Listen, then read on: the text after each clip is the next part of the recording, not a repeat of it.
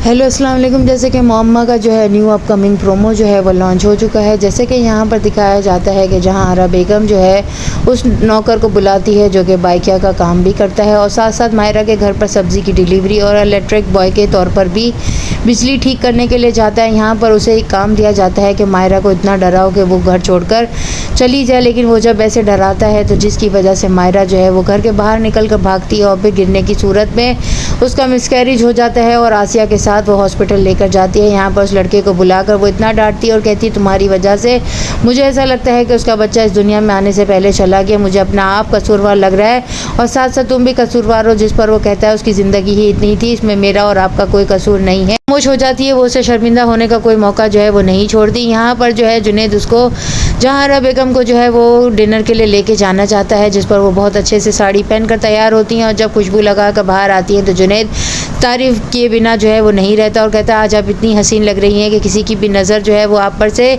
बिल्कुल भी नहीं हटेगी और हर कोई जो है आप पर फिदा हो जाएगा। जिस पर वो कहती है अच्छा। फिर वो जब जा रही होती है तो आशिक जो है वो गेट के पास खड़ा जहारा बेगम को ही देख रहा होता है। यहाँ पर जहारा जब दोबारा घर आती है तो आसिया और उसका शौहर जो है वो अपने क्वार्टर में बात कर रहे होते हैं, जिस पर आशिक कहता है कि वो जहारा बेगम जो है तुम्हारी मालकान अब जुनैद पर डोरे डाल रही हो। ये तमाम बातें जहारा सुन रही होती है, जिस पर आसिया कहती है तू अपनी बकवास बंद कर, तूने पहले भी जो कुछ बोला था वो सब कुछ साईं को पता था, अब तू जो कुछ भी बोल रहा है मुझे तो ऐसा लग रहा है कि इस कमरे में भी ऐसा कुछ ज़रूर है जो कि जो है जीजी जो है वो तमाम बातें सुन सकती है। जुनैद के साथ जो है बहुत अच्छा वक्त गुजारती है, वो देखना चाहती है कि वो कितना अपनी बीवी को धोखा देता है। मायरा जो है वो अपनी माँ से कहती है कि एक दफ़ा वो मुझे मनाने के लिए आ जाए तो मैं वापस चली जाऊँगी। यहाँ पर जुनैद भी जहारा को कहता है कि वो अपनी माँ के घर चली गई और मेरे मनाने का इंतज़ार कर रही है, लेकिन मैं मनाने के लिए नहीं जाऊँगा। जिस पर वो कहती है कि क्यों नहीं जाओगे, तो वो बोलता है कि गलतियाँ भी खुद करती है और मनाने के लिए भी मैं ही जाऊँ। यहाँ पर जीजी को जो है वो मायरा कहती है अगर वो एक दफ़ा मुझे कॉल कर ले तो मैं वापस आ जाऊँगी। जिस पर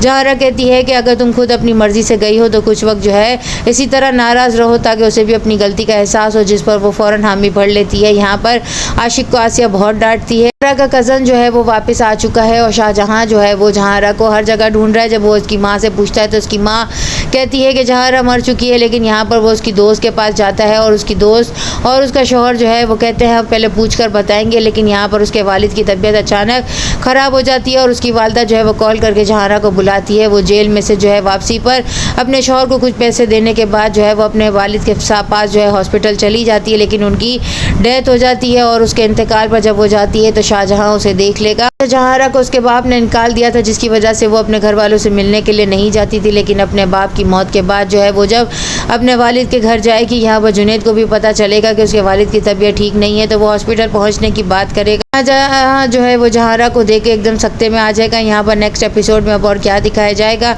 चैनल के साथ बने रहें, लाइक करें, शेयर करें और सब्सक्राइब